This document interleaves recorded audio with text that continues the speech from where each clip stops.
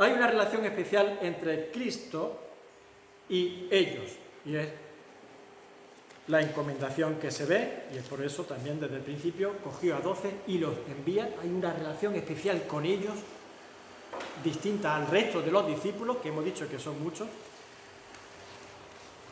y ya justo antes de ser glorificado, como hemos dicho antes de la ascensión, Hechos capítulo 1, versículos 1 al 3, vemos sus últimos momentos. En el primer tratado, Teófilo, está escribiendo Lucas, le escribe a Teófilo, hablé acerca de todas las cosas que Jesús comenzó a hacer y a enseñar, y se puso a estudiar la biografía y los hechos de Jesús para ver quién era este hombre y qué es lo que pasó, y dice, madre mía, lo que he descubierto, este hombre era Dios en el mundo, ¿no? Dice, hasta el día en que fue recibido arriba, después de haber dado mandamientos por el Espíritu Santo a los apóstoles que había escogido, a quienes también, después de haber padecido, se presentó vivo con muchas pruebas indubitables, apareciéndoseles durante 40 días y hablándoles acerca del reino de Dios. Así que fijaros la relación que tuvo tan especial con ellos y tan íntima. Son tomados por el Señor, instruidos directamente el Señor con ellos. Y específicamente, ¿para qué? Para establecer los pilares que serán puestos sobre el fundamento. ¿Cuál es el fundamento? Cristo mismo. Pero sobre Cristo están esos pilares que son la doctrina del propio Señor, sobre la cual se edificará la Iglesia. El Señor Jesucristo como la base, como la piedra principal, y la piedra sobre la cual están puestos los pilares, doctrina fundamental, inamovible, intocable, para que el edificio crezca bien y sea bien edificado. Mirad, Romanos capítulo 16, versículo 17, nos habla de la fe. Mucho cuidado, hay momentos en los que la palabra fe no se refiere al verbo que habla del ejercicio de creer, sino del cuerpo doctrinal. Mirad, como digo, Romanos 16, 17, mas os ruego, hermanos, que os fijéis en los que causan divisiones y tropiezos en contra de la doctrina que vosotros habéis aprendido y que os apartéis de ello. Así que fijaos la importancia de lo que es la doctrina. Ya dije una vez de la moda que hay de tener la doctrina como la doctrina divide, la doctrina yo que sé qué, la doctrina y tenerla, y lo importante es un buen ambiente. No, un buen ambiente no ha mantenido unida la Iglesia durante 2000 años, ni ha hecho que esté edificándose la Iglesia durante 2000 años. Lo que ha sido la base del crecimiento y edificación de la Iglesia es Cristo como base y los pilares que son la doctrina puesta por los apóstoles y profetas. Y si vienen gente que causan divisiones, dice el apóstol a la Iglesia de Roma, fijaos bien y estad atentos en los que causan divisiones y tropiezos en contra de vosotros. No, es que a mí me ha hecho mucho daño, es que ese no me ha saludado. Hoy, domingo, ha pasado de mí y no me ha saludado. Bueno, el mismo no te ha visto, lo mismo tiene la cabeza llena de problemas y de cosas, y incluso te ha mirado a la cara, de los ojos, y no te estaba viendo las 50.000 cosas que le quedan por delante esta semana. Pero a mí me duele mucho mi corazoncito que no me ha saludado, no me ha dicho hola. Eso es lo que nos mueve, mi yo, mi ego. Pues no.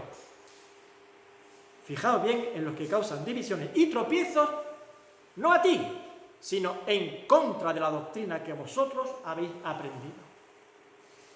Porque son pilares, son cosas que no pueden permitirse el lujo de resquebrajarse. Porque si se resquebraja una pared y tú eres pared, el edificio se mantiene y un día te restauraremos y se echará un arreglillo ahí y la raja de la pared que eres tú y que te ha dolido porque un día tu hermano no te saludó, pues se arregla el asunto y se tira para adelante y se aclaran las cosas. Pero como se resquebraje un pilar, el edificio entero se cae. Eso es fácil de entender. Es fácil, ¿no? Yo creo que es fácil de entender, no hay que ser muy listo. No hemos tenido que estudiar arquitectura para entender que un edificio se sostiene en pilares y no es lo mismo que se resquebraje una pared a que se resquebraje un pilar. Pues la doctrina es el pilar. Y el pilar tiene que estar no sobre la arena, sino sobre buena roca. Y la roca es Cristo. Así es. Hechos capítulo 6, versículo 7.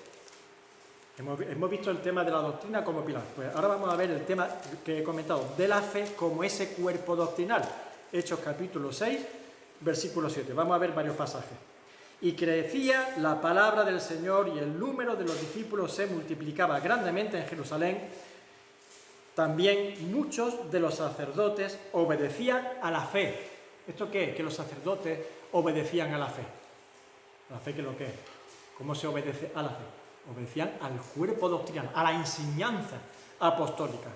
Ahí no es el verbo creer, no es el ejercicio de creer, sino el cuerpo de enseñanza apostólica. Romanos 16, 26.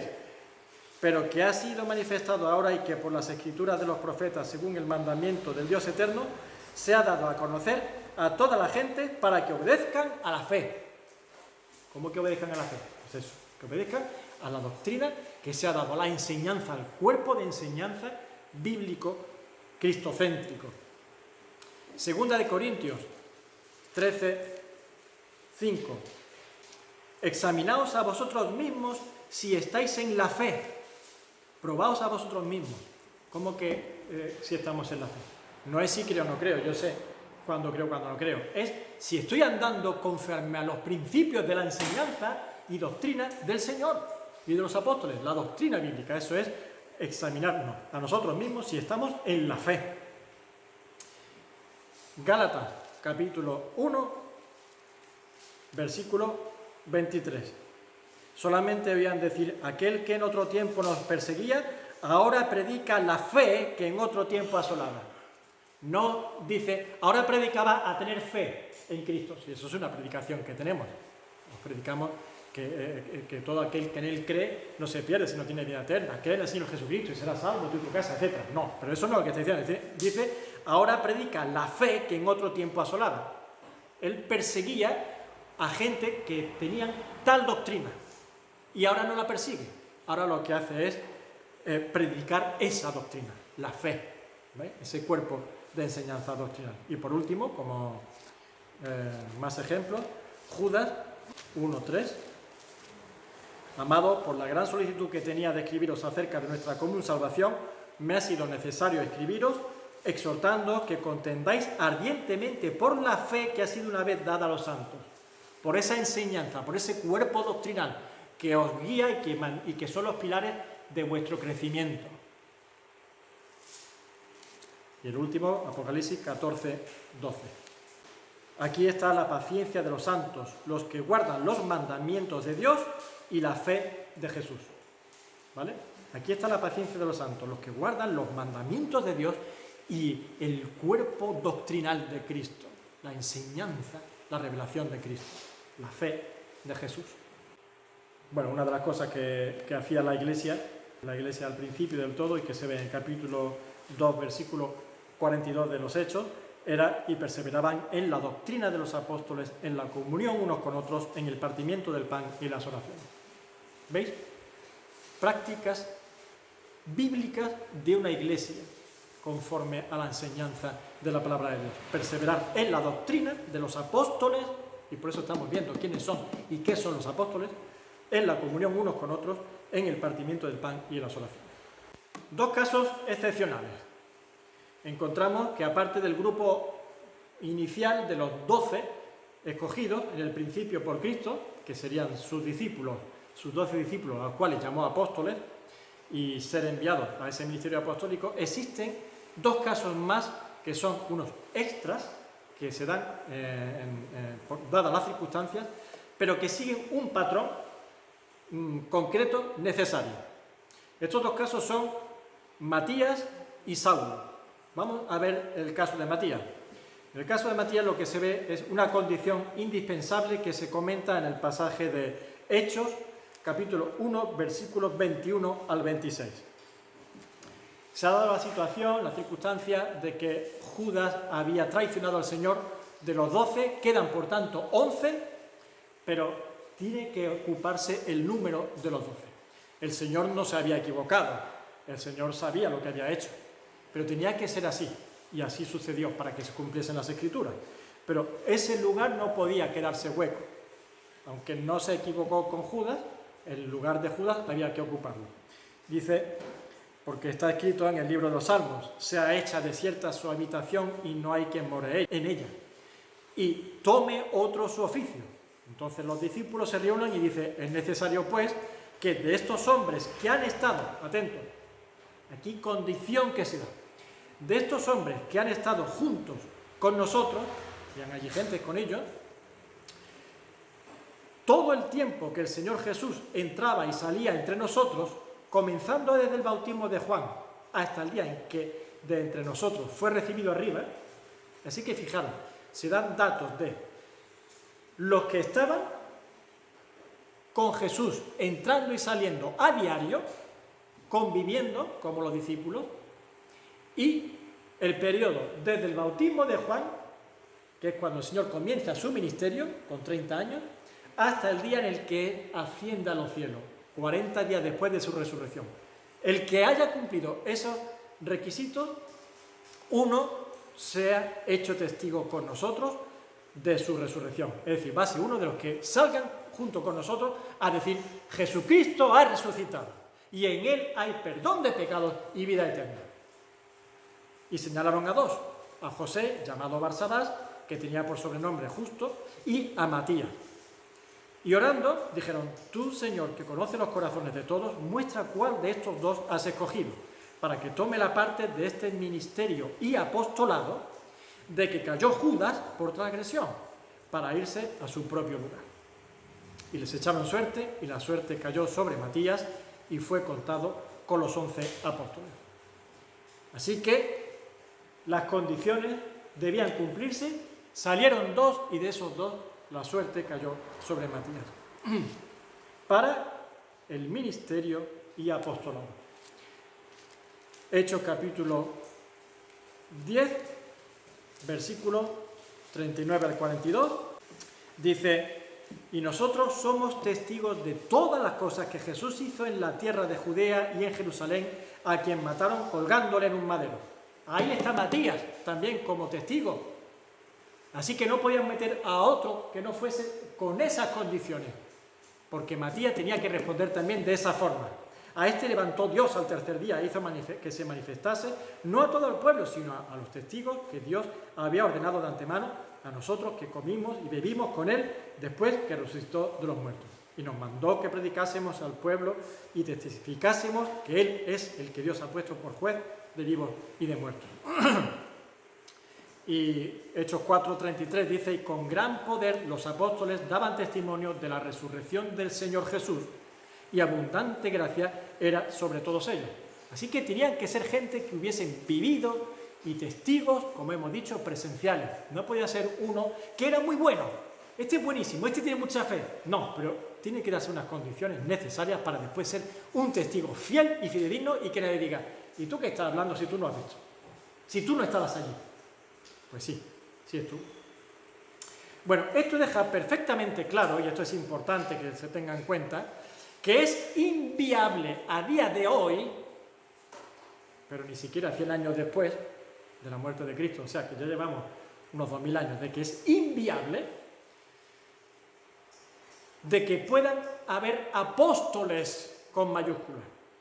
Y los estaréis viendo, y los veréis en radio, en televisión, en Sudamérica y en Japón. Y veréis el apóstol tal y el apóstol cual, y vienen con unos cochazos y con un glamour y una grandeza que ya lo quisieran muchos artistas de muchos lugares, que van al nivel de Michael Jackson algunos. Y ya han recibido su recompensa, como dice el Señor. Ahí tienen su recompensa. Se lo comerá los gusanos, y el gusano se lo comerá, y el orín lo corromperá. Toda esa grandeza y esa opulencia. Pero no fueron enviados por el Señor. Y no cumplían las características, y es imposible que cumplan las características para ser apóstol, como estos 12 eran. Así que nadie puede venir y presentarse como apóstol de Jesucristo en la misma correlación de los 12 apóstoles. El otro caso excepcional, el caso de Saulo, es una excepción, es un apóstol, y apóstol tal cual, bíblico. Número 13, pero es un caso extra. Se dan unas condiciones excepcionales donde se produce la aparición del Señor Jesús. No sabemos que haya estado conviviendo con el Señor, no se revela. Lo que sí sabemos es que el Señor se le presenta directamente en persona en una revelación única y excepcional, y hace del apóstol: yo te envío a los gentiles. La encomendación esa es muy específica y extraordinaria. Los 12 apóstoles eran enviados a Israel. Es el apóstol Pablo el que es enviado a los que son de fuera de Israel, a los gentiles. Gálatas capítulo 2, versículos 7 al 8. Antes, por el contrario, como vieron que me había sido encomendado el evangelio de la incircuncisión, el evangelio para los que no son judíos, como Pedro, el de la circuncisión, el apóstol Pedro se encargaba de los judíos, pues el que actuó en Pedro para el apostolado de la circuncisión, actuó también en mí para con los gentiles, el mismo, el Señor. No fue un obispo, un arzobispo, un yo que sé qué, de tal jerarquía que lo nombra, lo encomienda, no. El Señor mismo, resucitado en persona, le manda. Y reconociendo la gracia que me había sido dada, Jacobo, Cefas, Pedro y Juan, que eran considerados como columnas, nos dieron a mí y a Bernabé la diestra en señal de compañerismo para que nosotros fuésemos a los gentiles y ellos a la circuncisión. Aquí se establecen las dos líneas de ministerio apostólico: el apostolado al pueblo de Israel, a los judíos, que le llaman los de la circuncisión, y el apostolado a los de la incircuncisión, a los gentiles. Pablo y Bernabé por un lado y los 12 apóstoles por otro. Y tenemos ahora el pedigrí de Pablo, ¿no? Pues 1 Corintios 15, 9. ¿Quién es este Pablo? ¿Quién es este Saulo? Pues 1 Corintios 15, 9 dice: porque yo soy el más pequeño de los apóstoles, que no soy digno de ser llamado apóstol porque perseguía la iglesia de Dios. Un hombre humilde como el sol. Uno de los hombres más grandes del judaísmo, de entre los fariseos, formado y requete formado en la doctrina de los fariseos, y se presenta, y celoso de Dios, como hasta el punto de perseguir a la iglesia por el celo de Dios. Y se presenta: no soy digno de ser llamado apóstol porque perseguía a la iglesia de Dios. Así es como empieza a presentarse. Gálatas 1, 13 al 16. Os digo esto para que veáis con quién estamos tratando y cómo son. Que después van a venir: pues sí, porque Pablo, yo que sé qué, y yo, y se compara. Hay gente que se compara con Pablo. Hoy en día hay gente que se compara con Pablo. Gálatas 1, 13 al 16. Porque ya habéis oído acerca de mi conducta en otro tiempo en el judaísmo, que perseguía sobremanera a la iglesia de Dios y la asolaba. Y en el judaísmo, yo, dentro de los judíos, aventajaba a muchos de mis contemporáneos en mi nación, siendo mucho más celoso de las tradiciones de mis padres. Pero cuando agradó a Dios, que me apartó desde el vientre de mi madre y me llamó por su gracia revelar a su Hijo en mí para que yo le predicase entre los gentiles, no consulté enseguida con carne y sangre, ni subí a Jerusalén a los que eran apóstoles antes que yo, sino que fui a Arabia y volví de nuevo a Damasco, etcétera, etcétera, y cuenta su vida. Así que tiene un pedigrí muy bueno Pablo, el mejor de los judíos y el mejor de los fariseos, el más religioso de todos, si era posible, pero mal enfocado, mal encaminado. Y ahí el Señor lo toma para sí como instrumento escogido. Filipenses capítulo 3, versículos 4 al 6. Aunque yo tengo también de qué confiar en la carne, es decir, humanamente tengo mucha categoría. Eso es lo que significa de qué confiar en la carne. Si alguno piensa que tiene de qué confiar en la carne, yo más. Circuncidado al 8º día, del linaje de Israel, de la tribu de Benjamín, hebreo de hebreos.